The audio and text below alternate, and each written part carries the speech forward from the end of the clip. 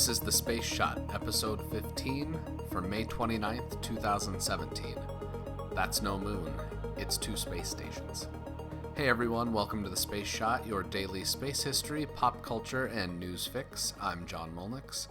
It's time to spend a few days in low Earth orbit with Skylab and the International Space Station. It's been just a couple of days since the crew of Skylab 2 launched in 1973. Skylab 1 was launched on May 14, 1973, on the last Saturn V rocket. A really quick note before we dive into anything else on how the Skylab missions were numbered.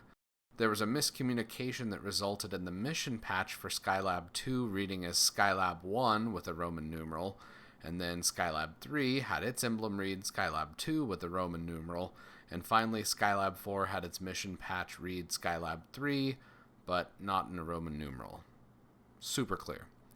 Now that we've got that out of the way, Skylab 2's mission lasted 28 days, 49 minutes, and 49 seconds, doubling the previous record for the longest American spaceflight by Gemini 7, which was in space for 13 days, 18 hours, and 35 minutes. We're already 3 days into where Skylab 2's mission would be, so we're going to get caught up real quick here. First, here are the names of the astronauts that made up the crew for Skylab 2. Commander Charles P. Conrad Jr. was on his 4th and final spaceflight. Science pilot Joseph P. Kerwin was flying on his only spaceflight, and pilot Paul J. Weitz was on his first spaceflight. The 3 astronauts had their work cut out for them when they arrived on station because Skylab had suffered extensive damage during the launch on May 14th. Vibrations during the launch caused the sun and meteoroid shield to rip off Skylab, immobilizing one of the solar panels and severing the other off completely. Be sure to check out the Facebook page for the Space Shot because I'm going to be posting pictures that show the extent of the damage to the side of the station that lost the solar panel. Wiring from where the solar panel should attach to the station is clearly visible as that panel was literally torn from its socket. Once NASA had an idea of what happened with Skylab, their task was to figure out how to fix it. Originally, Skylab 2 was scheduled to lift off the day after Skylab 1, but the extensive damage to the station meant that ground crews began working around the clock to come up with fixes to the numerous problems that had developed. This frenzied activity occurred over the following weeks up until launch day, essentially. Just truly incredible the amount of work that went into making sure Skylab stayed operational. There were 3 critical problems NASA had to solve.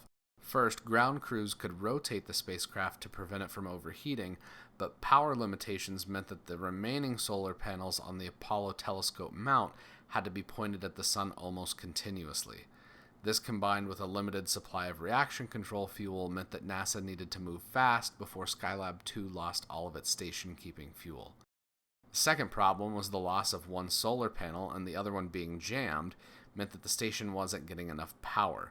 To perform any valuable science during the mission, they had to ensure that Skylab would get the power it needed to power everything from the telescope to the life support systems in the spacecraft.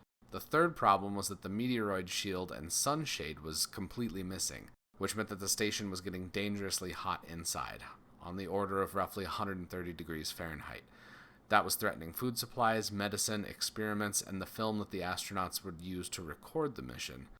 Tomorrow I'm going to talk in more detail about how these obstacles were overcome, so you're not going to want to miss tomorrow's episode.